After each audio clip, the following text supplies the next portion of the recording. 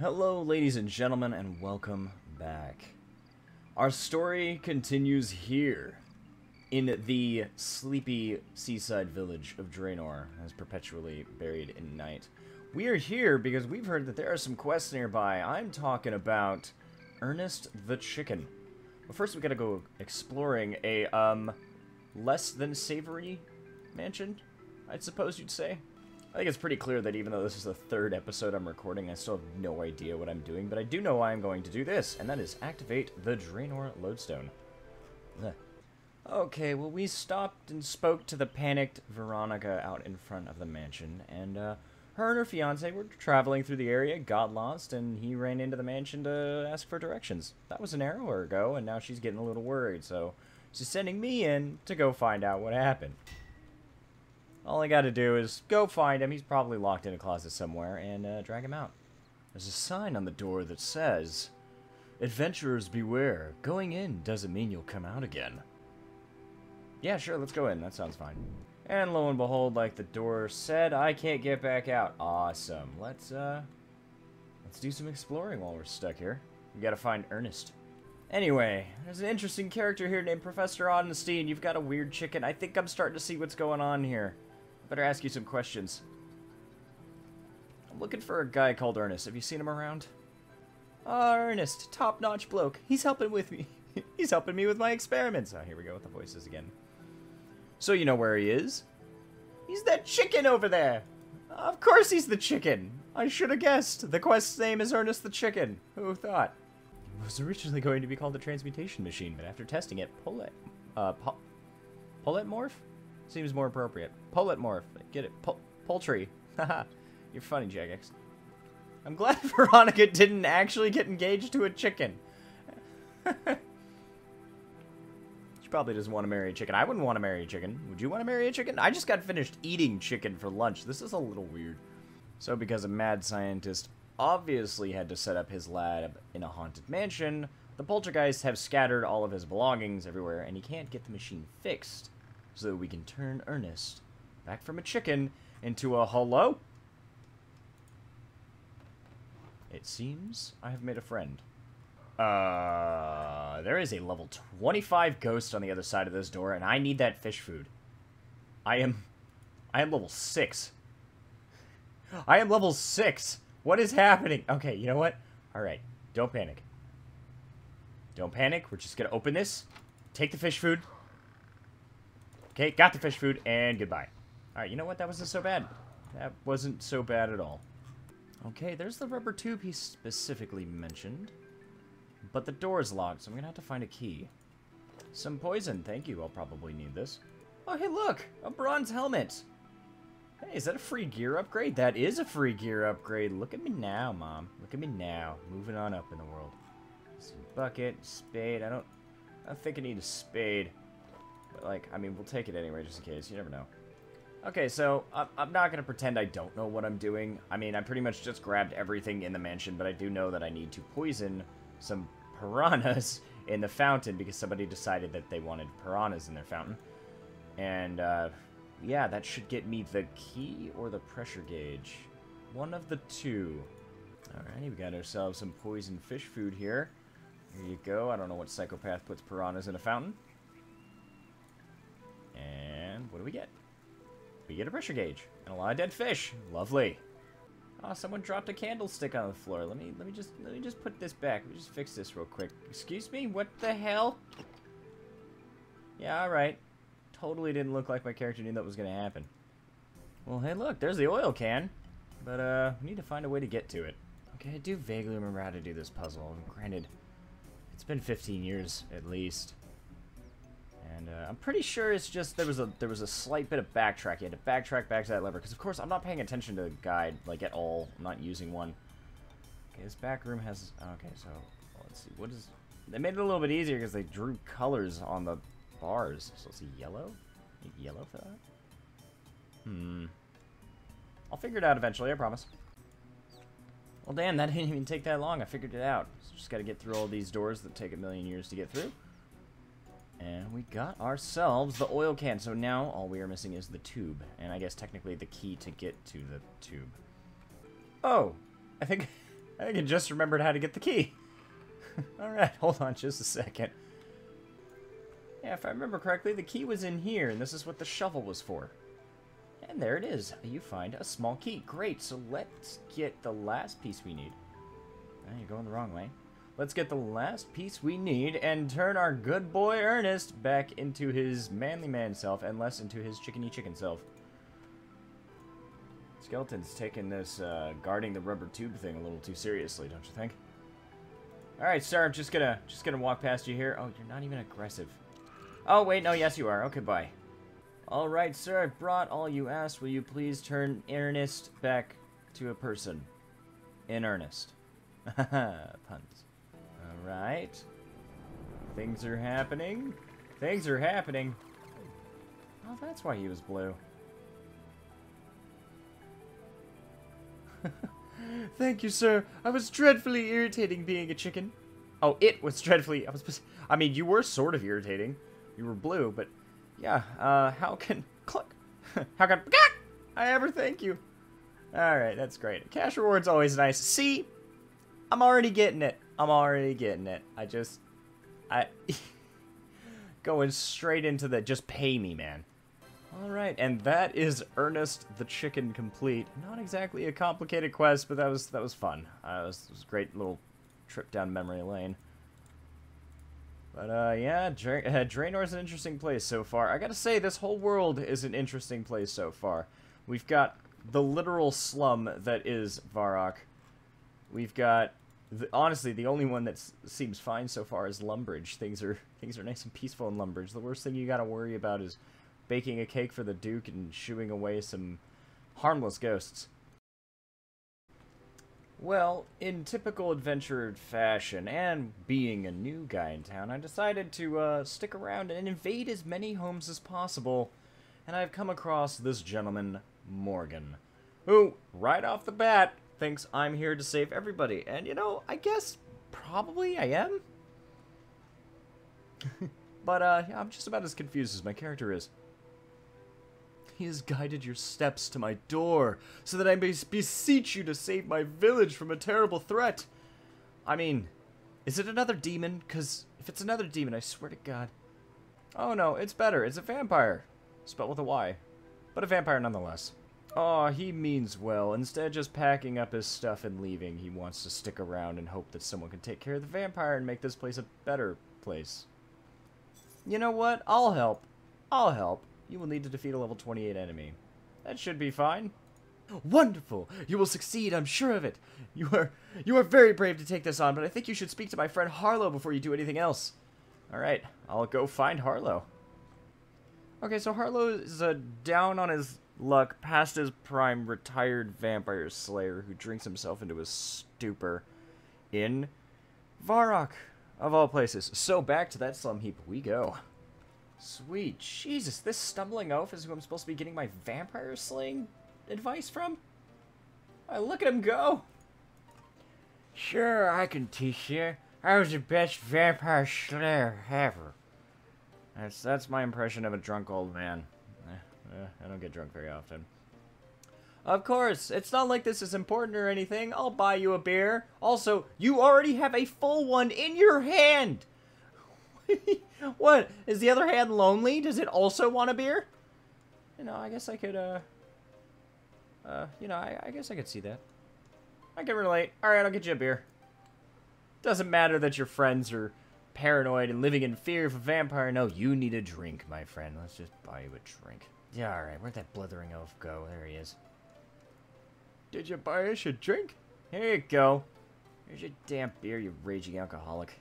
Alright, so how do I kill vampires? Come on, that's what I'm here for. I was very good at killing them. I know this! You've got a coat and a hat, you Van Helsing wannabe looking drunkard. Killing a vampire is dangerous. Never forget that. Go in prepared, with food and armor, but understand that you may die. It's a risk we all take in this business. Well, I've got a helmet and I've got some sardines in the bank, so I'm good. Alright, so I'll spare you the boring details, but he explained to me that I need to drive a stake into the heart of the vampire, either while he's asleep, or if I wake him up first by mistake, I need to weaken him, and then, you know, use this hammer and this stake to finish him off for good, otherwise he'll just regenerate. Pretty basic vampire stuff. Probably could have figured this out on my own. Also, I need to bring garlic with me to weaken him. So we're gonna go get some garlic from our good friend, whose name I've already forgotten. And we're gonna do this. We're gonna slay a vampire. We slay demons. Vampires should be easy, right? Oh, Morgan was the name. That's right. Hi, Morgan. Alright, this mansion is apparently where the vampire's hiding out. I've got my garlic. I've got my food. I've got my helmet, my sword, and my dashing good looks. Let's slay this bastard. Well, this is all very inviting. What's the prison cell for? What is that for? I'll figure it out in the future. Anyway, we're here for you, sir.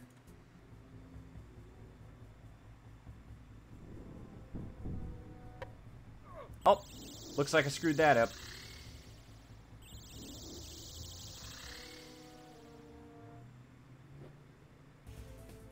Well then. That was a little more cinematic than I expected it to be. Come on, you can do this. He's level 28, you're level 6, it doesn't matter. Oh man, you hit like a freight train. You hit like a freight train!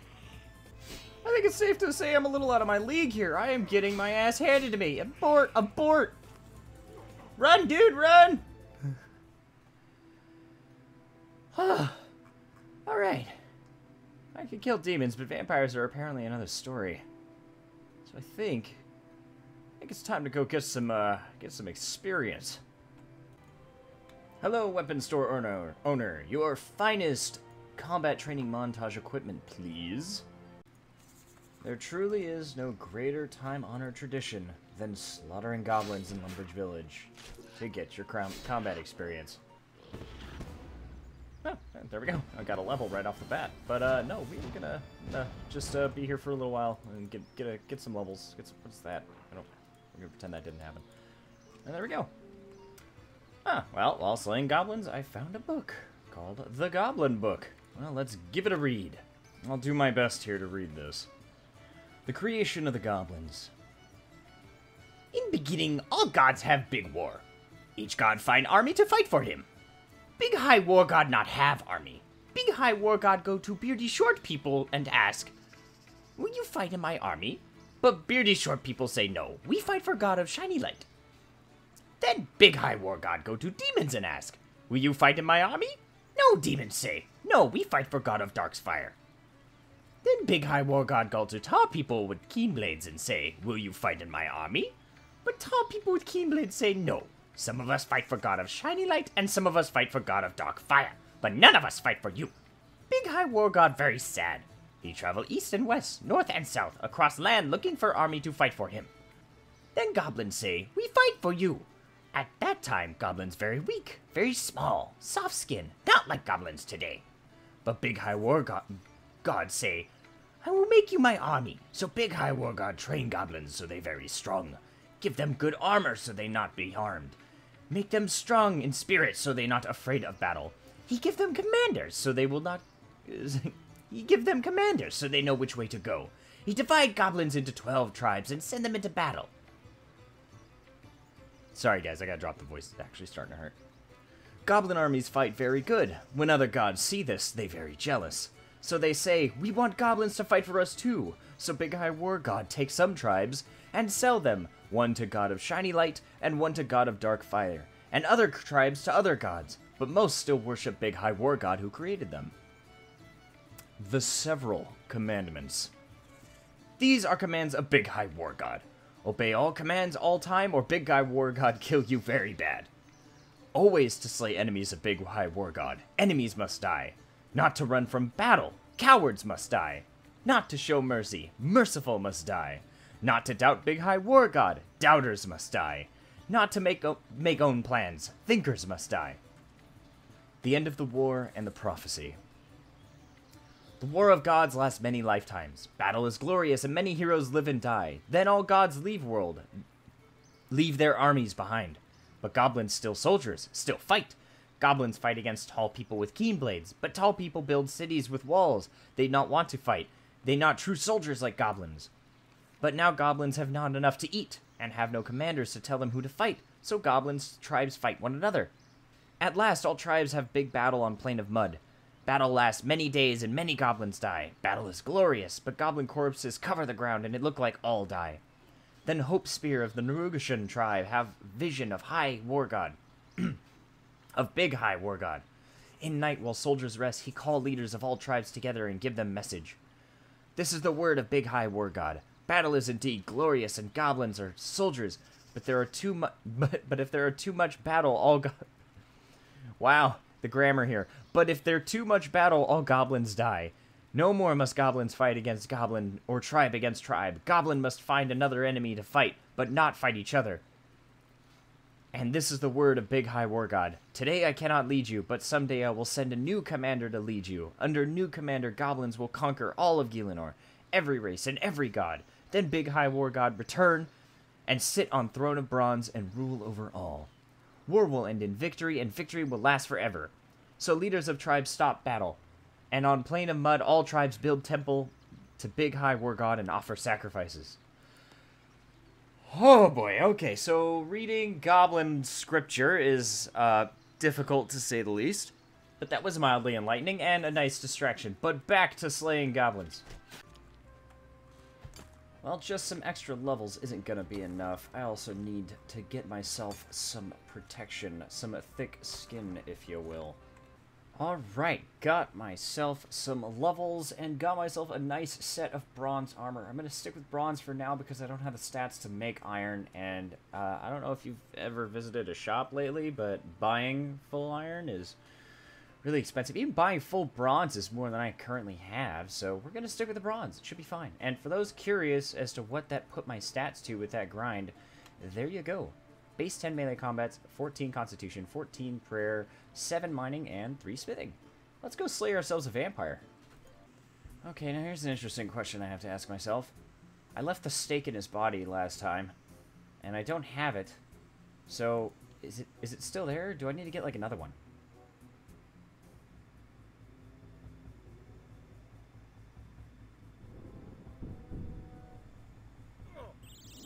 Oh, no. Wait, I don't see a stake in his body. Oh god, I think I need to leave. I think I need to leave and go get another stake. And talk to that crazy old drunkard in Varrock. Oh no. Yep, nope, we are out of here. See you, dude. Alright, buddy, I've got a stake, I've got a hammer, I got garlic, and I got a vendetta. Let's go. Christ on a cracker, he still hits hard. It's okay, I can fight through. I've trained. I've gotten better gear. I'm stronger. I'm wiser. You're going down, you glorified Dracula clone. Come on, you overblown Nosferatu wannabe mother sucker. Get out of here. I got him. I broke the animation. Oh, I'm so disappointed in myself. I broke the animation. That's alright. He's dead. Ooh, he's deader than dead. There's no coming back from that. Hey, Morgan. Good news. It took me an entire redemption arc, but I've slain the vampire. Alright, and I just ran out of prayer and broke the dialogue. God damn it. And that is Vampire Slayer complete. 3 quest points and 4,825 experience combat lamp. It's such an oddly specific number. Interesting. I get to pick one skill. You know, even though I've never trained it in my life and I don't even know how it works, from a lore standpoint, we're going with magic. Holy son of a... It's 20 magic. It's 20 magic. This took me straight to 20 magic. Oh, that was worth it. That was definitely worth it. Right on. Yeah, no, I'm glad I picked that. Beautiful, but that is another quest done. You know, something tells me my adventures in this sleepy little seaside village are far from over. But that is a tale for another time. Hello everyone, if you've made it this far, thank you so much for watching and joining me on this lovely journey. I can't wait to see where we go next. If you like what you saw, please leave a like, subscribe if you haven't already, and definitely leave a comment telling me what you think so far. It's a new series, I don't know what I'm doing still, and feedback is always appreciated. But that's all for me. I can't wait to see you next time. Have a great day, and goodbye.